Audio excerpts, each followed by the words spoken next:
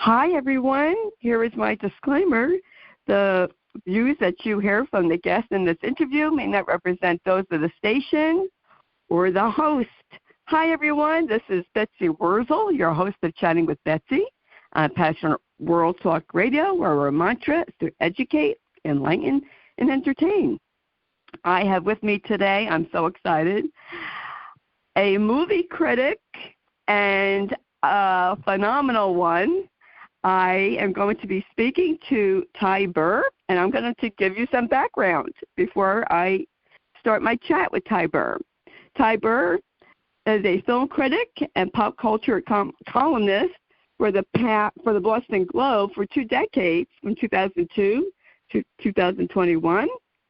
Ty Burr currently writes Ty Burr's Watch List, which you can subscribe to at tyburrswatchlist.substack.com, and that will be in the blog. And I just want to add, I highly recommend it. I get it myself, and it is phenomenal. It's a popular e-newsletter for movie and TV recommendations, including streaming ones and cultural commentary. Ty Burr is author of the critically acclaimed books, Gods Like Us, Movie Stardom and Modern Fame, and The Best Old Movies for Families, and the ebook, The 50 Movie Starter Kit, What to Know If You Want to Know What You're Talking About. During the 1980s, Ty programmed movies for HBO and Cinemax.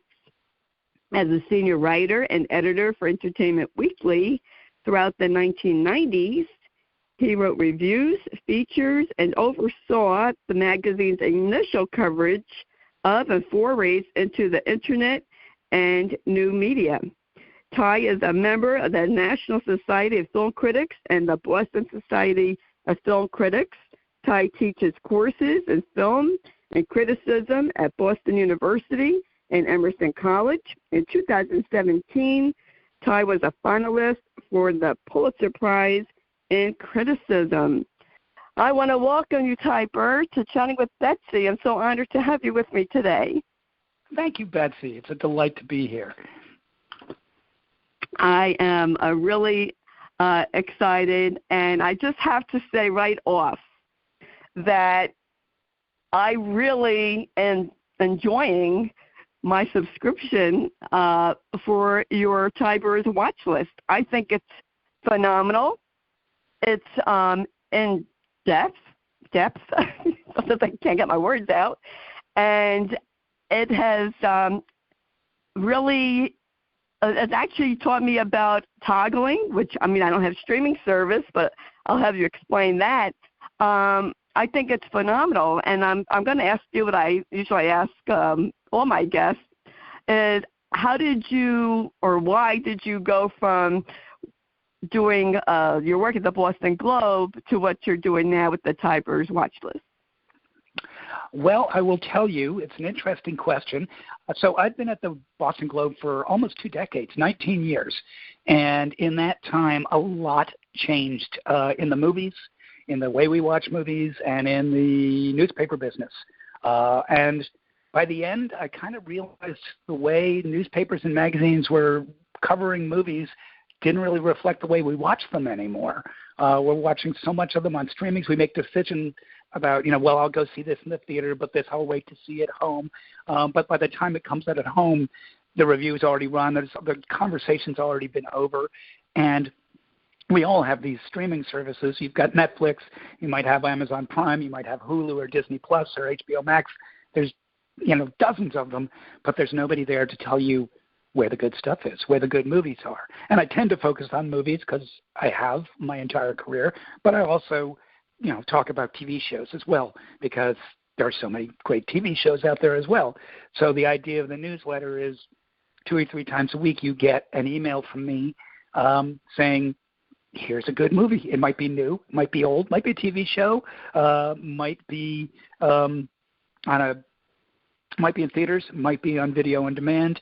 But the whole idea is to be a guide because I think actually in the last, especially given the pandemic, but even before that, we've become so overwhelmed by content, by all these shows, by all these movies, that remember when you used to go into a video store and you'd look for a movie, and after looking at about 10 movie spines on the shelf, your eyes just started to blur and your brain started to melt?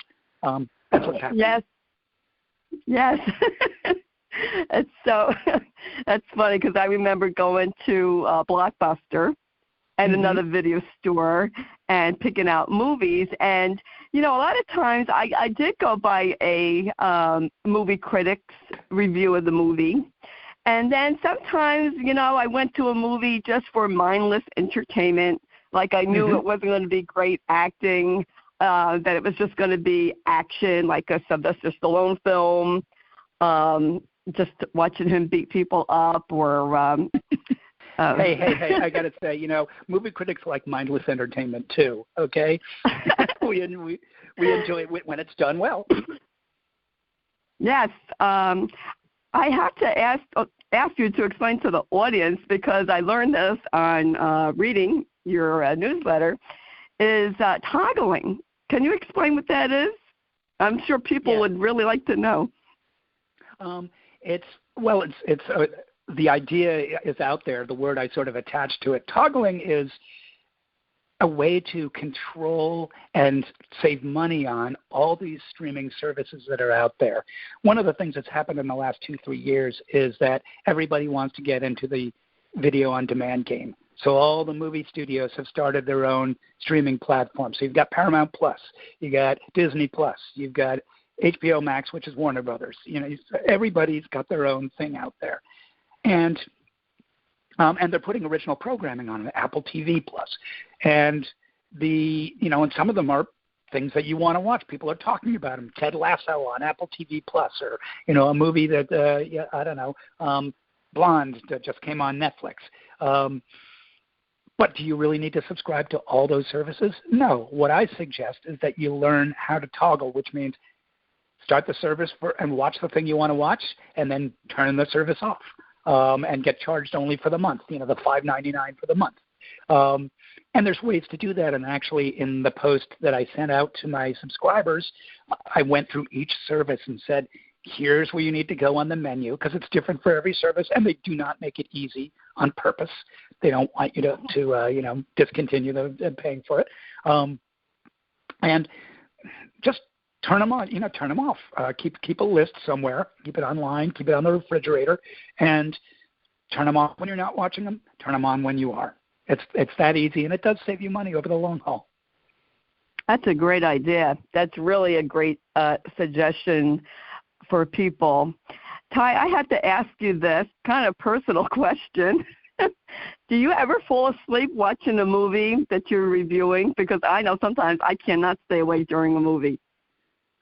I will say that I go to film festivals. Usually I go to the Sundance Film Festival every year, and I go to the Toronto Film Festival every year. And for about 6 days, I will watch 5 to 6 movies a day, 4 to 6 movies a day. And yes, sometimes at the end of the day, I will not remember that last movie that I saw, and that's on me. That's not on the movie. But yes, sometimes in an afternoon screening, you get what I call the math class nods. When you just your head starts to drift. But it's on me to pay attention to the movie and have some coffee and pay attention, because that's what the filmmakers deserve that, and the audience deserves that. Yeah, sometimes I just depending how tired I am, I zonk out during a movie. Well, not the movie's fault. That's just me being tired. Sometimes it's the movie's fault. Yes, it could be. I always wanted to know this, Ty, and that's why I'm so excited to interview a movie critic. I always wanted to know, and I always ask questions that I'm interested in knowing the answers to. What does a movie critic look for, and what makes a movie a good movie, like a great movie? It's a great question, and the answer, there's no real answer, because every movie is different. And I go into every movie with a blank slate, a clear mind, and I just want to let it be the movie. The first 15 minutes, I'm just sitting there, letting the movie happen and trying to figure out, okay, what is this movie trying to be? You know, is it trying to be a horror movie? Is it trying to be a challenging drama? Is it trying to be a mindless comedy?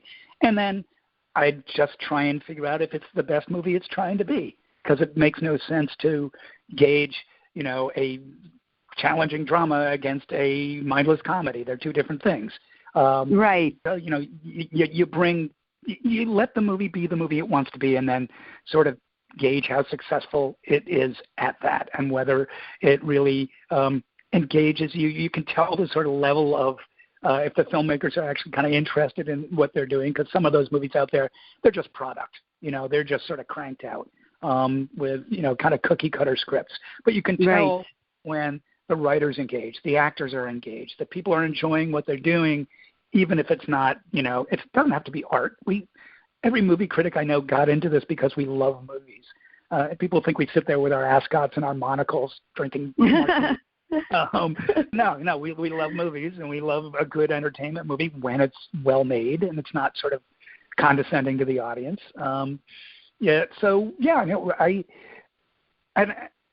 What happens is, and I've sort of developed this over the years, and I've been doing this for a while, is that I'll watch a movie, and half of my brain is just letting the movie be the movie, letting me experience it the way anybody does.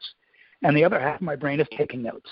And actually I do take notes in the dark. I'm sort of noticing things. And, oh, that's a good shot. And, oh, that's a really impressive performance. Or, ooh, the music's kind of out of control in this scene. It's distracting me. And the costumes really are well put together or not. And, you know, I'm noticing things. And that all sort of goes into the hopper. And then I let it marinate, hopefully for a day or two before writing the review. And then I try and replicate the experience of watching the movie, of experiencing the movie for the reader, while at the same time I'm trying to add some context. I always feel like people say that, well, you know, movie reviewers should be objective. Well, there's no such thing. Everybody's subjective. But the trick is to bring in a lot of objective context. Who made it? What it's about, any background information you need to know, if it's about a true story, what's relevant about, you know, where the movie sticks to the facts or doesn't, and then have your subjective opinion within that so that the audience can decide for themselves, the reader can decide for themselves. Thank you. Because I know that, you know, when you see a comedy, or when I see a comedy versus a drama, of course, there are two different types of movies. So I was wondering how a movie critic says, okay, this is a great comedy, or this is a great drama, and what makes a movie Academy Award worthy? That's another question I wanted to ask. What do you look for? What makes a movie a good comedy? It's one that makes me laugh. Mm-hmm. Yes. One that makes a movie a good drama, one that moves me. And what makes a movie Oscar worthy? That gets into a whole different thing. Because there you're getting into what the Academy of Motion Picture Arts and Sciences voters, which are people who are in the industry, think is a movie that makes them feel good about what they do. If you know what I mean. So they can be great movies. Right. I'm sure you saw The Father with Anthony Hopkins, and I thought he deserved Academy Award. I have to say, my son and I, that was moving. We cried through that movie because personal experience. I thought Anthony Hopkins did a wonderful job. I really like how they portrayed his Alzheimer's, his dementia. And as someone who has been a caregiver for people who had dementia, it really made me think, wow, was that what they were thinking and going through? Right. I just thought it was a really Oscar-worthy performance. Now, I don't remember the movie title that Billy Crystal was in, and he portrayed somebody with dementia. Right. Movie title just went out of my head. Yeah, I'm blanking out on the title, but I can easily look it up while we're talking. Yes, I remember that. Yep. That one, yes, that one I didn't care for. And did you see the one with what's the actress? She won an Oscar for it. Julianne Moore won an Oscar for a couple of years ago. It's also where she also plays a woman with early onset Alzheimer's. That one I didn't see. Yeah, that's a fine movie. Well, the thing about the Father is that it's the one movie that shows you what it's like, or tries to show you what dementia is like from the point of view of the person experiencing it. Yes. And so that, as me, as a movie critic, I'm being carried along by what's going on, but I'm also noticing the structure of it. And this is where, when you've watched enough of these things and you know enough about movie making, it kind of helps to explain it to the reader. If you watch that movie, you'll see how incredibly cleverly they change the sets around the Anthony Hopkins character, because you think he's starting in his apartment, but then you gradually realize that he's now living in his daughter's apartment. But then by the end, you realize he's, spoiler alert, he's living in an assisted living home. But the way that the set design changes around him very subtly that's great movie making. Yes, I thought, my son Josh and I were like, oh, no wonder why, I think we saw it, if we saw it before the Oscars, I don't remember, but I was thinking, oh, he definitely deserves an Oscar for this. Well, you may remember that it was kind of odd. I don't know if you saw Ma Rainey's Black Bottom with Chadwick Boseman, who passed away from colon cancer before the film came out, but everybody assumed that he would win the Best Actor that year because it's a great performance, but also there's always the additional, well, he died and we feel bad and we're going to give him a posthumous Oscar. And it was very, very surprising when Anthony Hopkins won instead, so much so that he'd actually gone to bed in England because he didn't think he was going to win it. And I chalk that up to the Academy voters, which again are people who work in the movie industry. They didn't see the movie until they got it sent to them on disc, and then they realized, and it's always a horse race. It's always, why do we even bother compare Anthony Hopkins' performance against Chadwick Boseman's performance? They're two different movies. They're two different people. They're two different great performances. But interestingly enough, Hopkins won that, and I don't begrudge him, although everybody was primed for a big emotional Chadwick Boseman moment. Yeah, sometimes I do get surprised with the Oscars of who wins the Best Actor, Actress, and Best Picture even. Mm-hmm. It's surprising, to me at times. I thought Liam Neeson should have won for Schindler's List. Mm-hmm. I thought he did great. And now I will go see Liam in any movie because to me he's eye candy. Even the action movies? Even the action movies he's doing these days to pay the rent? I love to watch him in the action movies, which I know is mindless entertainment, but to me he's eye candy. Good. So I like to... Yes, I like to watch him. I have to ask you this, Ty.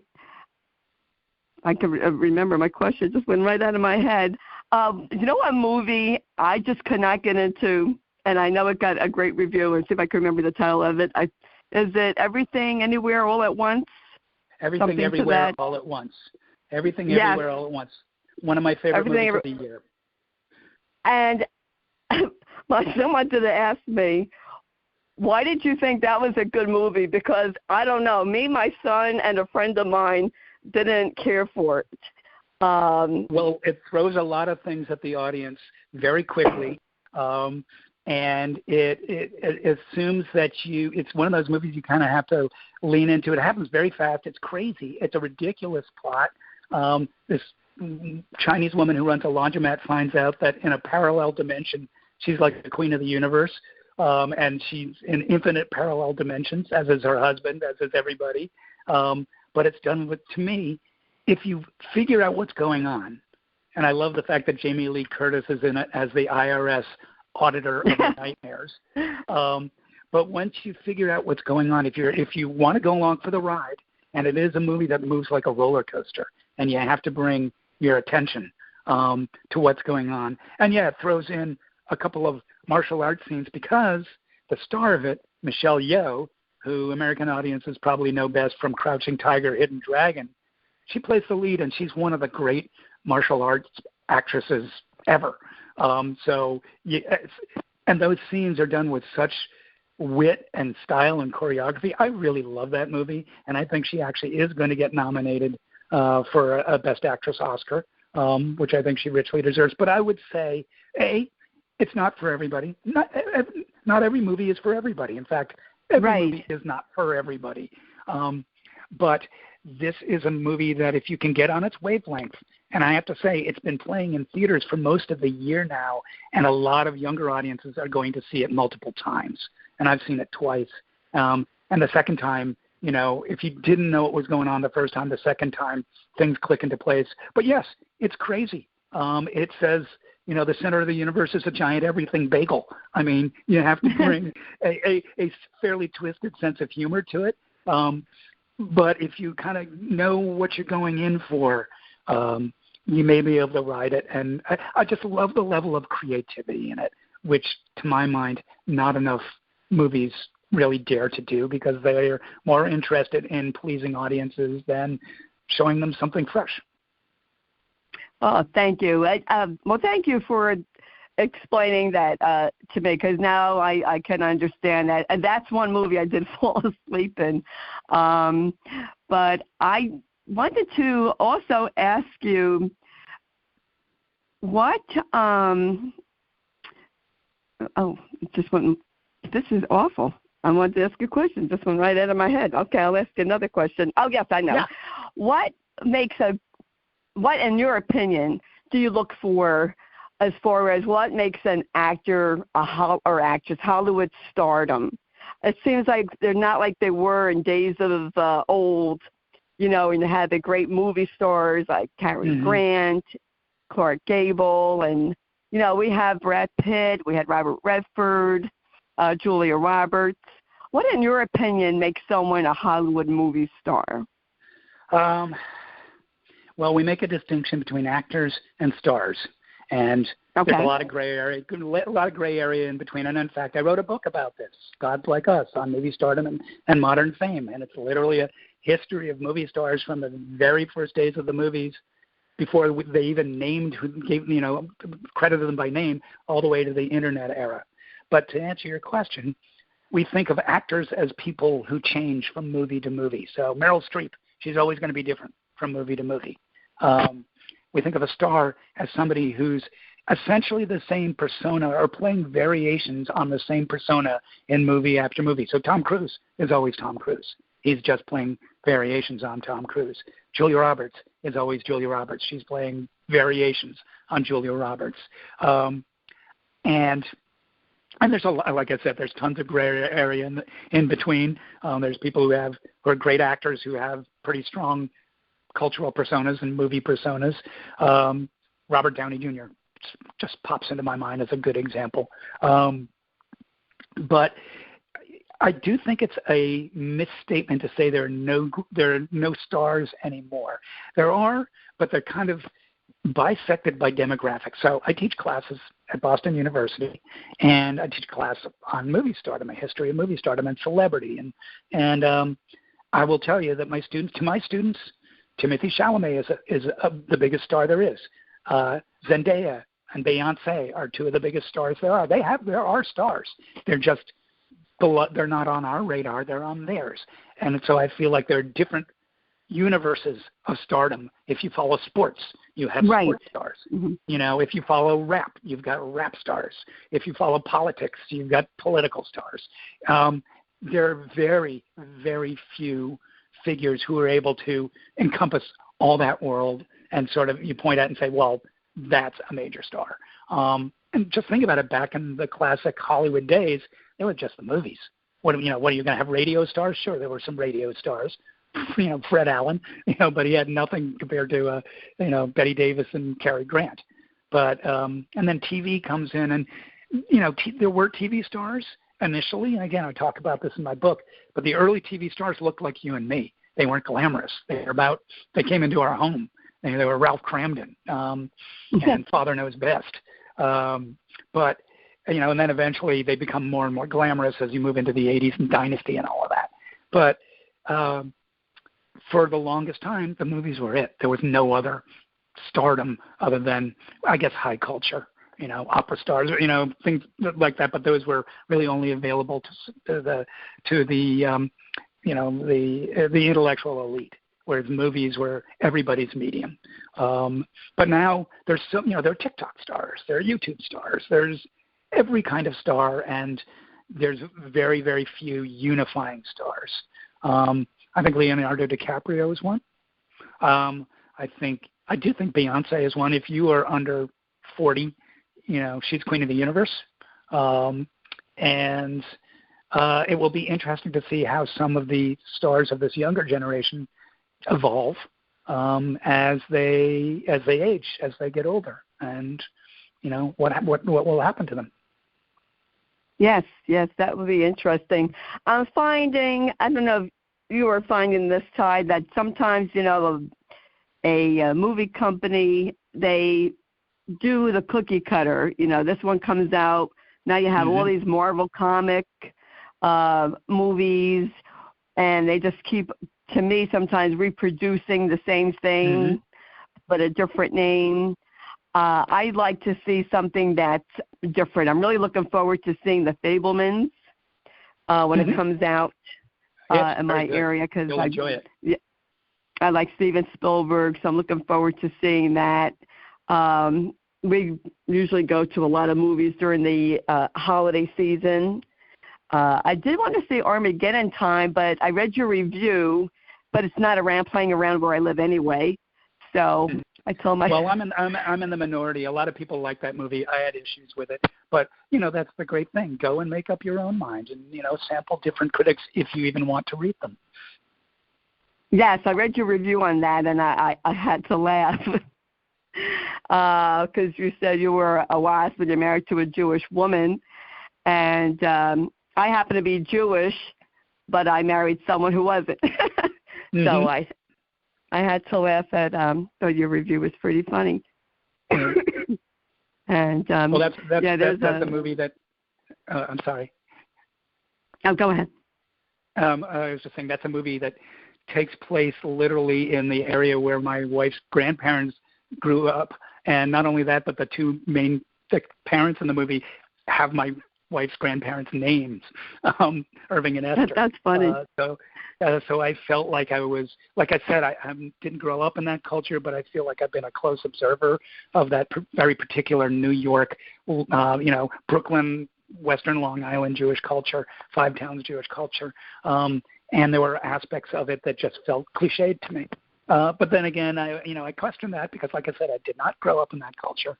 So, it's you always have to think about, and some movies bring out if you want to think about them, well, what do you bring to the movie? What knowledge, what assumptions, what cultural assumptions are you bringing to a movie? Sometimes it's good to ask those questions of yourself. Yes. We enjoyed Till. I enjoyed that movie that we went to see that, but it was sad, of course, that happened, and it's a disgrace what happened to that young man. But I think it's a good lesson in history that we shouldn't forget. And I did. We enjoyed that movie. I cried through that movie too. Well, the mother in that. I mean, to me, that movie is less about the boy. I mean, it's not horrible what happened to him, and it's just, the movie wouldn't happen without it. But it's the story of the mother, played by this wonderful actress, Danielle Deadwyler, and how she, she's a grieving mother. Should she use that? Should she use that as, as a social force? And she has to make that decision while everybody around her is sort of pressuring her to do that. That, to me, is the drama of that movie, and it's very moving. I cried in it, too. Yes, it was moving. I never heard of that actress before. Is she new, Ty? She's fairly new. She's done some TV and had smaller roles in films. This is the first time she's been handed a role, quite this big, and she knocks it out of the park. And again, yes. people are, talking about, possible awards consideration. Yes, I was just going to say, I hope she gets nominated, at least nominated for that role, because I thought she was outstanding. I mean, you just felt her emotion, and I just thought she just did a moving performance. Those are kind of, me personally, I like a movie where you can feel what's going on, and that the actor or actress gives such a performance that you actually feel it in yourself, if that makes sense. Yep. It absolutely does make sense. Yeah, that's what I like personally. I wanted to ask you this because you said that you write notes in the dark, and I always wondered, how does a film critic take notes in the dark? Do you have like a flashlight? Do you use your computer? You just write on a pad? I just write on a pad. I just write on a pad in the dark. If I brought a flashlight or used a phone or, God forbid, brought my computer, things would be thrown at my head by the other critics. Yeah, that's a no-no. But we all write in the dark, and I've got handwriting worse than a doctor. But I will write down, dialogue that I think I might want to quote in the review, observations, and sometimes that's impossible to read, but there's usually enough there that I can use. Thank you for answering that question. And I want to ask you, with the way things are going, since there are streaming movies now, do you think people will still go to the theater and enjoy that movie experience? Because I know I do. I love going to the movies with Josh. I won't stop. Good. I don't want you to. I think none of us want to give up that experience of being in a packed movie theater when everybody's picked up and carried along by, this great experience and experiencing it as one. To me, that's like a human need that's hardwired into us. It goes back to the cavemen around the fire, telling stories. That shouldn't go away. We shouldn't all be locked in our TV rooms just watching Netflix. That said, it seems to me that where we're heading is a world where the movies that play well in theaters are going to be increasingly the big budget, franchise movies, the event movies with a lot of special effects or, big sets. And what we used to just call movies, dramas, comedies, romances, thrillers, are going to either play independent theaters or go straight to streaming or have a week in theaters and then go to streaming. Case in point, so did you see Knives Out a couple of years ago? The mystery movie with Daniel Craig? I didn't, but I want to see his new one. Right. Well, I recommend the first one. You can see the new one without having seen the old one, but the old one's very funny. The new one is a Netflix production. It's going to be in theaters only 1 week, just 1 week, and then it's going on Netflix, and they're taking it out of theaters. That, to me, that's a shame. They shouldn't be doing that. But Netflix wants to, keep its subscribers happy. And I don't think they get enough money back if they put it in theaters. To them, putting it in theaters is an advertisement for putting it on Netflix. And that's the world we're living in. I'm not happy about it. But it's one of the reasons I started my newsletter was just alert people to say, well, okay, see this in the theater if you can, or no, this one you can wait and see it when it comes up on Hulu. Yes, my son saw the first movie, the Knives Out, and he told me, he said, Mom, it's only going to be playing for a week. And I said, are you sure, Josh? And I read that it was. So I hope it plays around where I live, because I do want to see it. That's why I come an attraction, and it looks great. I like Daniel Craig. What's your opinion on the movie, if you saw it yet, The Menu? I want to see that one. I just saw that 2 nights ago. I got a screening. Went to a screening of it.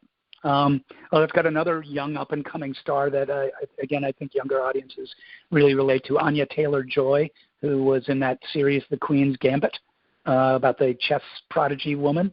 That was a big hit, and deservedly so. That's a pretty wild movie.